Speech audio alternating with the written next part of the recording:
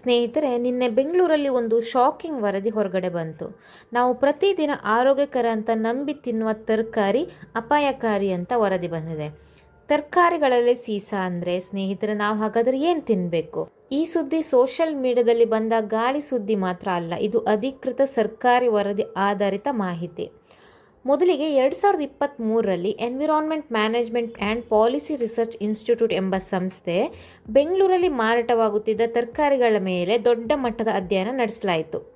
ಸುಮಾರು 400 ತರಕಾರಿ ಮಾದರಿಗಳನ್ನು ವಿವಿಧ ಮಾರುಕಟ್ಟೆ ಮತ್ತು ಅಂಗಡಿಗಳಿಂದ ಸಂಗ್ರಹಿಸಿ ಪರೀಕ್ಷಿಸಲಾಯಿತು. ಈ ಪರೀಕ್ಷೆಯಲ್ಲಿ ಕೆಲವು ಮಾದರಿಗಳಲ್ಲಿ ಸೀಸ, ಕ್ರೋಮಿಯಂ, ಕ್ಯಾಡ್ಮಿಯಂ ಮುಂತಾದ ಹೆವಿ ಮೆಟಲ್ಸ್ ಮಿತಿಯನ್ನು ಮೀರಿ ಇರುವುದಾಗಿ ಕಂಡುಬಂತು.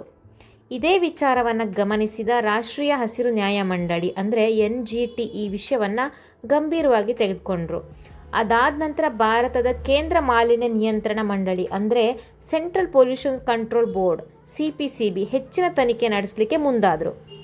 CPCB ಸುಮಾರು 72 ತರಕಾರಿ ಮಾದರಿಗಳನ್ನ ಸಂಗ್ರಹಿಸಿ ಪರೀಕ್ಷೆ ನಡೆಸಿತ್ತು. ಬೆಂಗಳೂರು ಮತ್ತು ಅದರ ಸುತ್ತಮುತ್ತಲು ಅಂತ ಹೇಳಿದ್ರೆ ನೆಲಮಂಗಲ ಆಗಿರ್ಬೋದು, ರಾಜಾಜಿನಗರ, ಕೋಲಾರ, ಚಿಕ್ಕಬಳ್ಳಾಪುರ ಮುಂತಾದ ಪ್ರದೇಶಗಳು ಮಾರುಕಟ್ಟೆ ಮತ್ತು ಕೃಷಿ ಪ್ರದೇಶಗಳಿಂದ ತರಕಾರಿ ಮಾದರಿಗಳನ್ನ ಸಂಗ್ರಹಿಸಲಾಯಿತು. ಒಟ್ಟು 72 ಮಾದರಿಗಳಲ್ಲಿ ಸುಮಾರು 19 ಮಾದರಿಗಳು ಅಂತ ಹೇಳಿದ್ರೆ ಸುಮಾರು 26% ಸುರಕ್ಷತಾ ಮಿತಿಯನ್ನು ಮೀರಿ ಸೀಸ ಅಂತ ಹೇಳಿದ್ರೆ ಲೆಡ್ ಪ್ರಮಾಣ ಹೊಂದಿದ್ವು.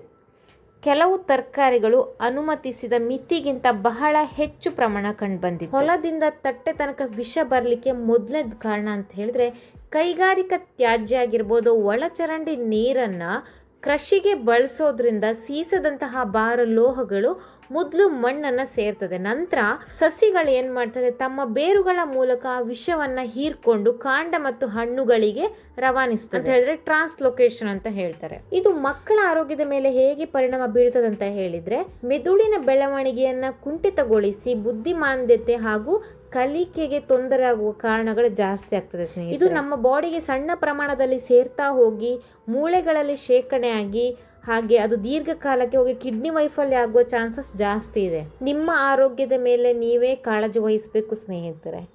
ಆರೋಗ್ಯವೇ ಭಾಗ್ಯ.